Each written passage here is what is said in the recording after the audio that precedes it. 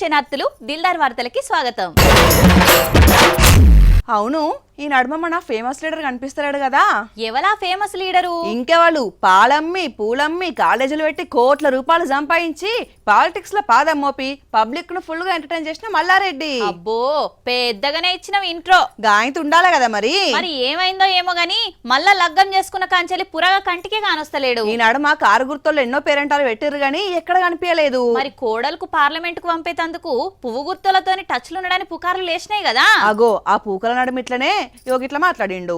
గులాబీ గుత్తి పార్టీకి star campaigner లెక్కున్న Mallareddy ఈ నడుమ ఆ పార్టీతోని ఎందుకో మరి దూరంగా ఉంటున్నాడని పుకార్లు షికార్లు చేస్తున్నాయి కదా.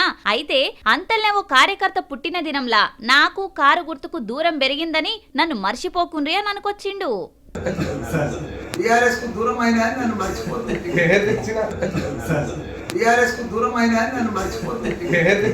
నిన్నెట్లా మర్చిపోతారే మల్లన్న, నువ్వు చేసిన రాజకీయం చిన్నది కాదు. పాలమ్మి పూలమ్మి కాలేజీలు పెట్టి రాజకీయంలో నీ అంత పేరు ఎవరు తెచ్చుకున్నారు? నీ అన్నేష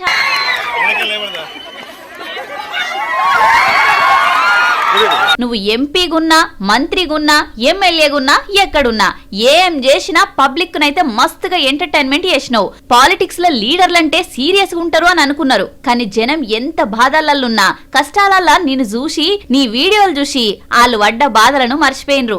అసొంటి నిన్ను ఎట్లా మర్చిపోతారే? ఒక్క జనరేషన్ కే కాదు చాలా జనరేషన్లకు నీ అసొంటి లీడర్ ఇన్స్పిరేషన్ అని అంటున్నారు. నీ మాటలిన్న జనం అన్నం పెట్టినోళ్లకు సున్నం పెట్టుడంటే గిదే కావచ్చు. శిషి గట్ల అయితే ఏం బాగుపడతారు? అరే ఎవరి మీద ఆధారపడకుండా వాళ్ళ చెమటను నమ్మిన రైతులను మోసం చేసేందుకు మనసు ఎట్లొస్తుందో తిరిగి అడుగుతారా? వాళ్ళు మనల్ని ఏం చేస్తారని ధీమా కావచ్చు. కాలం కాకుంటే కర్మ అని అనుకుంటారు. చీడపీడలు దాకితే గంతే రాసున్నది అని అనుకుంటారు. ఇత్తునవే నకిలీ అంటగడితే ఇక రైతులు ఏం కావాలి? ఏకం కావాలి. కంపెనీ మీద తిరిగి పడాలి. అధికారులు నిలదీయాలి. విత్తుకు విత్తు ఖర్చుకు ఖర్చు వసూలు చేయాలి. అగో గదే చేస్తున్నారు సోయా మాయల వడ్డ ఆడవి జిల్లా ఆదిలాబాద్ రైతన్నలు.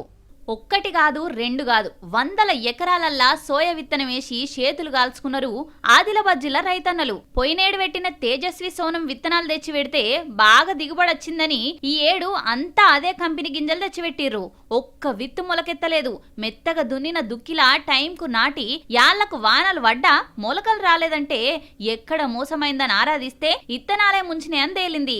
రైతన్నలు ధర్నాలు చేయంగా అధికార యంత్రాంగం కదిలింది. ఇక శిలకలన్నీ తిరిగి చెక్ చేసింది. వాళ్ళు చెప్పింది 100% కరెక్ట్ అని తేలింది. ఇక రైతులు ఇత్తనం అమ్మిన దుకాణాల ముంగట వ్యవసాయ మార్కెట్ల కాడ కొట్లాడుతూనే ఉన్నారు. అయినా వాళ్ళ సమస్య తీర్చేటోళ్ళే లేరు. ఇప్పటికే మొలకలెల్లి ఏలెడెత్తి పెరిగే పని. ఇప్పటికీ కంపెనీల సప్పులు లేదు, రైతులకు పరిహారం లేదు. 100 ఎకరాలలాగి నకిలీ ఇత్తనాలు అమ్ముతుంటే అధికారులు చూసుకోవాలి కదా, ఇట్లాంటి కంపెనీల మీద చర్యలు తీసుకోవాలి కదా అని నిలదీస్తున్నారు. పోనీ మా చేతులు గాలినాక కనీసం స్పందించి మాకు జరిగిన నష్టాన్నైనా పూడ్చాలి కదా అని అధికారులను కోరుతున్నారు నష్టపోయిన రైతాంగం. మరి ఇత్తనానికి ఇత్తనం ఇస్తే మళ్ళా నమ్మి పెడితే పంట వస్తుందని గ్యారంటీ ఏంది? అయినా ఖర్చులు ఇస్తే మాకు నచ్చిన ఇత్తనం మేము పెట్టుకుంటాం అని కోరుతున్నారు. ఇప్పటికే వారం సంధి కొట్లాడుతున్నారు. మరి వీళ్లకు న్యాయం జరిగే వరకు పుణ్యకాలం గడిచిపోయేటట్టే ఉన్నది. ఎట్లయితే చూడాలి. ఈ ఎల్నినో ప్రభావంతో మేము జూన్ మొదటి సెకండ్ వారంలో వేసే విత్తనాలు లాస్ట్ వారంలో వేసాము. వర్షాలు మాకు సాధించాయి. మొలకెత్తడానికి అనుకూలమైన వాతావరణం ఉంది. ఇప్పుడు నెక్స్ట్ ఇయర్ మేము వేరే సీడ్ తీసుకున్నా కూడా వాళ్ళు ఇచ్చిన సీడ్ మేము వేసినా నెక్స్ట్ వారంలో వర్షాలు పడతాయని గ్యారెంటీ లేదు. మా డిమాండ్ ఏంటంటే మాకు వాళ్ళ సీడ్ వద్దు. మేము ఎంత మా సీడ్కు మేము ఎంతనైతే మేము అమౌంట్ పెట్టామో మా దగ్గర ప్రూఫ్తో ఉన్నాయి, బిల్స్ ఉన్నాయి. ఆ బిల్స్కు సంబంధించిన అమౌంట్ ఉంటుంది. మేము ఎన్ని ఎకరాలు వేసాము, ఆ ఎకరానికి ఎంత ఖర్చు అయింది అనేది మేము డీటెయిల్స్ ఇస్తాము. దున్నడానికి దాని మళ్ళీ సీ ట్రీట్మెంట్కు మళ్ళీ లేబర్ ఖర్చులు ట్రాక్టర్ ఖర్చులు ఆ అమౌంట్ మాకు రిప్లేస్ చేస్తే సరిపోతాయి. అది కూడా విత్ ఇన్ టైంలో.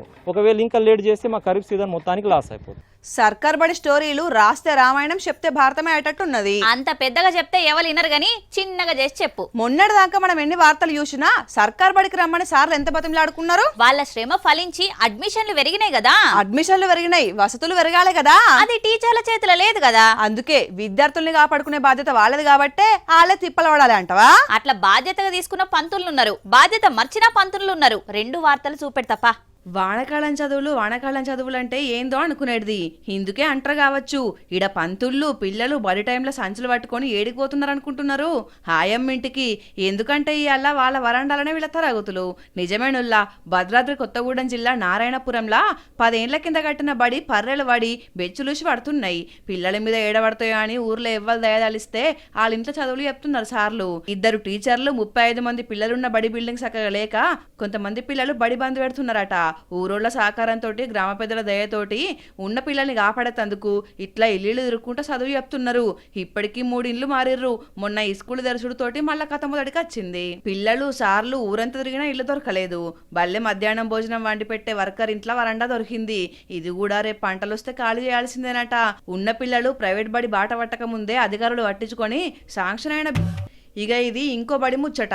నంద్యాల జిల్లాకు 5 కిలోమీటర్ల దూరంలో పులిమద్దూర్లే బడి. మామూలుగా ఒక క్లాస్లో ఎంతమంది టీచర్లు ఉంటారు, ఎంతమంది పిల్లలు ఉంటారు? 20-30 మంది పిల్లలు ఉంటారు, 1-2 టీచర్లు ఉంటారు, అంతే కదా. కానీ ఈ ఊర్లో ఒక్క విద్యార్థికి ఒక్క టీచర్ చదువు చెప్తున్నాడు. మళ్ళీ రికార్డులలో మాత్రం 14 మంది పిల్లలు ఉన్నారు. అట్లెట్లా అనంటే అంతా సార్ల మహిమ. ఇట్లా చాన్నొద్దుల సంది నడుస్తున్నదట. మంచిగా 5 తరగతులకు గదులు, బాత్రూంలు, వంట గదులు అన్నున్న అల్లున్నట్ల చెడన్నట్టు పిల్లలు మాత్రం లేరు.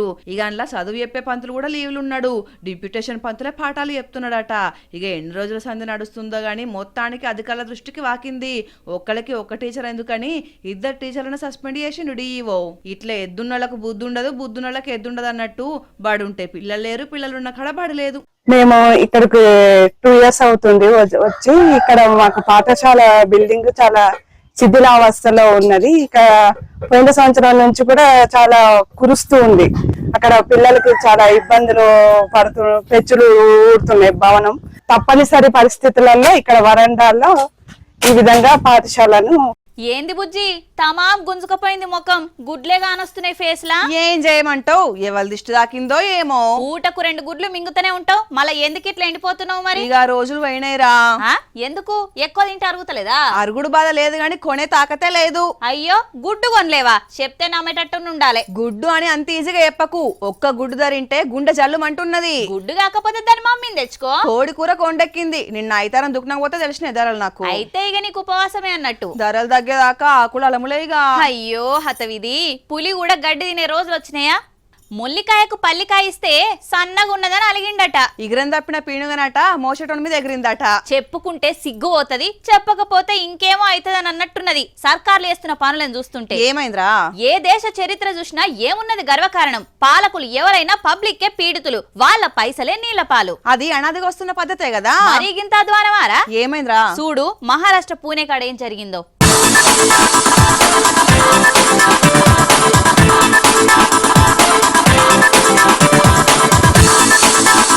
పనిగల బంటు పందిరేస్తే కుక్క తోకదాకి ఊడిపోయింది అన్నట్టు పూణే మున్సిపల్ కార్పొరేషన్ వాళ్ళు అండర్ గ్రౌండ్లోకి వెళ్ళి నీళ్లు సప్లై చేద్దామని పైపులు వేసారట.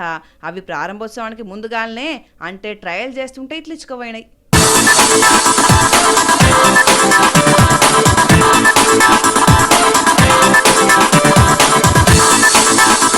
ఇక ఈ వీడియో రాకెట్ కంటే స్పీడ్గా అన్ని రాష్ట్రాలకు పోయింది. డబుల్ ఇంజన్ సర్కార్ అంటే ఇదేనా అని ఎడ్డిస్తున్నారు పువ్వు గుర్తు పార్టీ అంటే వడనోళ్ళు. అయితే మహారాష్ట్రలో పడుతున్న వానలకు టన్నెల్ కూలిపోతే రోడ్డు మీద కిలోమీటర్ల కమానం ట్రాఫిక్ ఆగిపోయింది. ఈ వానలేవో మన దిక్కు పడితే చెల్లు నిండుతాయి, అన్నదాతల ఆనందం డబుల్ అవుతుంది కదా.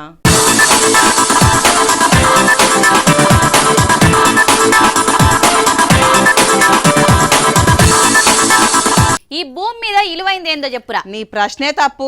తప్పేమున్నది? అసలు భూమే కదా విలువైంది. అంటే భూమి కంటే విలువైంది పానం కాదా? ఎవరు చెప్పిర్రు భూమి కంటే పానం ఎక్కువ అని? ఒక్క వార్తనే ఎప్పుడు మనం దిల్దారులు అసలు అంతేనంట వారా? రోజు వార్తలల్లో భూముల మాయాజాలను చూస్తుంటే అర్థమైతలేదారా నీకు? అంతే అంతే. పక్కోల సంగతి పక్కకు పెడితే తెలుగు రాష్ట్రాలలో సగం పంచాయతీలు రెవెన్యూ ఆఫీసుల కానే ఉన్నాయి. వాళ్ళ పనితనం గట్లు ఉంటది. మరి అచ్చపేట కాడ ఏం చేసిరో తెలుసా? ఏం చేసిర్రు? నిక్షేపంగా ఉన్న మనిషిని చంపేతందుకు మీకు చేతులు ఎట్లొచ్చినాయి ఆఫీసర్లు? చూస్తున్నారా? ఈయన పేరు జంజుక మాసన్న, నాగర్ కర్నూలు జిల్లా. మంచిగా ఉన్నాడు కదా మనిషి, కానీ రికార్డులలో సంపేసిరు అధికారులు. అంతటితో ఆగకుండా ఆయన పేరు మీదున్న భూములు ప్రభుత్వ అసైన్డ్ భూముల కింద రికార్డులెక్కిచ్చిర్రు. రైతు కలెక్టర్ కు ఫిర్యాదు చేసుడుతోటి ఇక తహసీల్దార్ గారి పనితనం బట్టబయలైంది. అయ్యగారి నిర్లక్ష్యం వల్ల బతికున్న మనిషిని చంపుడు, భూమిని రికార్డులకెళ్లి తొలగించుడు, ఇన్ని అనర్థాలు డ్యూటీలో ఉండి ఎట్లా చేస్తారని కలెక్టర్ సీరియస్ అయి తహసీల్దార్ అశోక్ కుమార్ ను, భూభారతి ఆపరేటర్ జైపాల్ ను సస్పెండ్ చేసిండు. వెరిఫికేషన్ చేసి సర్వౌట్ చేసి ఇష్యూ లేదు. ఇప్పుడు ఇంటర్ పోలీస్ స్టేషన్ ఇష్యూ ఉంటే నాకు అసలే ఈ రోజుల్లా మనిషి మాట కన్నా కాయిదాల రికార్డులకే ఇలువున్నది. ఆ మనిషే వచ్చి నేనే బతికున్నా అని మొరబెట్టుకున్నా ప్రూఫ్ ఏది చూపెట్టు అని అడిగే రోజులకు ఎదిగినాం మనం. అట్లాంటి కాలంలో ప్రూఫ్లే తప్పు చూపెడితే ఇక ఆ తప్పులు సరిదిద్దుకునుడు ఎట్లా చెప్పుండ్రి? రైతు బాధ కలెక్టర్ తెలుసుకున్నాడు కాబట్టి సరిపోయింది, లేదంటే ఏందుల్లా ముచ్చట? సర్కార్ ఆఫీసర్లంటేనే నిర్లక్ష్యానికి నిదర్శనాలు అని ఎన్నిసార్లు ప్రూవ్ చేసుకుంటారో ఏమో. ఇప్పటికీ మా ఊళ్ళుండే మల్లె చెట్ల మల్లమ్మ నీడని చూసే టైం చెప్పుద్ది తెలుసా? అట్లనా? మరి నీకు గోడ గడియారం చూసి కూడా టైం చెప్పొస్తలేదుగా? అంటే అది మరి వెనుకటోళ్ళ తెలివి కిందికి ఎవ్వరి తెలివి రాదు. నాకు ఇప్పటికి అర్థం కాదురా, ఆమె మనిషి నీడని చూసి టైం ఎట్లా చెప్తుంది అనేది. మరి నువ్వు గట్లంటే మా కట్ట కింది కనకయ్య తూకం వేయకుంటేనే బరువు చెప్తాడు. తూకం అంటే గుర్తొచ్చింది, గీ కాకణ చూడు గ్రామ్ తేడా రాకుండా గీ కాంటతో ఎట్లా చూస్తున్నాడో. అగో ఇదేం చిత్రముల్లా? తరాజంటే 2 దిక్కుల పల్లాలుండాలే, తూనికల రాళ్ళుండాలే, గవేం లేకుండా ఒక్కటే దిక్కు పెట్టి టమాటాలు జోకుతున్నాడు తాత. మరి ఎక్కువ తక్కువ అయితే ఎట్లా అని అంటారా? అస్సలు 1 గ్రామ్ అంటే 1 గ్రామ్ కూడా తేడా రాదట. అదెట్లా అని అంటారా? 4 తాళ్ల ముక్కల కట్టు సాయంతో టమాటాలను జోకుతున్నాడు. ఈ తరాజుతోని 1/2 కిలో నుంచి 2 కిలోల దాకా ఖచ్చితమైన బరువును కొలవచ్చునట. మళ్ళా ఈ టమాటాలను తీసుకుపోయి మామూలు తరాజులేసి జోకినా బరువుల తేడా రాదట. బీహార్లో ఓ కూరగాయల మార్కెట్లున్నది కి చిత్రంగల తరాజు.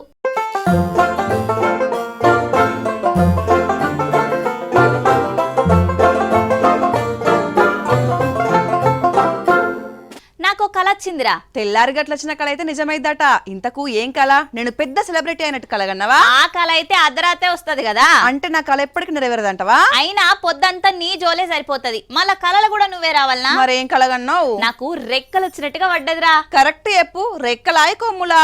ఏయ్ రెక్కలే వచ్చినాయట, నేను ఎగిరిపోతా ఉన్నానట. అబ్బో అట్లా ఎక్కడ దాకా పోయినావో? నువ్వేడవోనిస్తావు నన్ను? ఓ నీ నడుమ నేనేమన్నారా? అప్పుడే ఫోన్ చేస్తీవి కదా బిర్యానీ ఆర్డర్ పెట్టుకుందామా అని. ఈ మెలకు వచ్చింది, కళ చెదిరింది. అబ్బా ఇంత పని అయిపోయే. అయినా నాకు ఆ కళ ఎందుకు వచ్చిందంటో? నీకు నిన్న నేను విదేశీ పక్షుల గురించి చెప్పినా కదా, అందుకే వచ్చింది. అంతే అంటవా? అంతేగాని మీరు కూడా చూడుర్రులా. మనోళ్ళేమో వెకేషన్లు లొకేషన్లని బయట దేశాలు పక్క రాష్ట్రాలకు తరలిపోతుంటారు. కానీ విదేశీ అతిథులు చూడుర్రి మన తెలుగు రాష్ట్రాలు దేవులాడుకుంటూ ఎట్లొచ్చినాయో. ఆసియా ఖండంలో తక్కువ ప్రాంతాలలో గానొచ్చే ఈ స్పూన్ బిల్ పక్షులు ఆంధ్రప్రదేశ్ రాష్ట్రం మార్కాపురంలో దర్శనం ఇస్తున్నాయి. తురిమెల్ల ఊరి చెరువులా వీటి కోలాహలం మామూలుగా లేదు. 6 ఏళ్ల సంది రాలేదట. కరోనా పోయినాక ఈ ఏడే వచ్చుడుతోటి చెరువుకే కాదు ఊరికే అందం వచ్చిందని అక్కడ జనాలు మురిసిపోతున్నారు. పాత చుట్టాలు వచ్చినట్టుగా అరుచుకుంటున్నారు.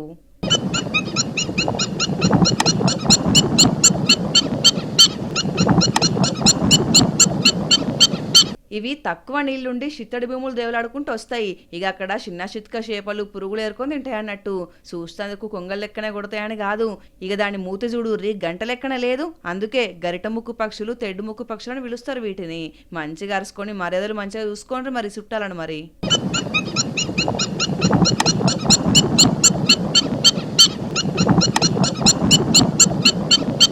కులం కూడు పెడుతుందా, మతం మంచినీళ్ళు వస్తుందారా? మరి కుల మతాల కోసం ఎందుకు కొట్టుకసస్తున్నారంటావు? తిన్నదారక్క? ఇది మాత్రం నిజమేరా. ఆస్తిపాస్తుల కంటే ఎక్కువ ఇప్పుడు కుల మతాల కోట్లల్లో నడుస్తున్నాయి దునియాలా. ఇక మానవత్వానికి మాయని మచ్చలెక్కనే తయారైతున్నది ఈ క్యాస్ట్ ఫీలింగ్. కడుపు నింపని కులం కోసం కాటికి కూడా తాళాలు వేసుకుంటున్నారా? అర్థం కాలేదురా. సిద్దిపేటకు పోతే ముచ్చట పురాగా అర్థమైంది నీకే. పాపం మనిషివైన బాధతోని ఇంటోళ్ళు పుట్టెడు దుఃఖములుంటే ఊరోళ్ళు మాత్రం కొందరు కులపిచ్చి సింహాసనం ఎక్కి కూసున్నరులా సిద్దిపేటలా.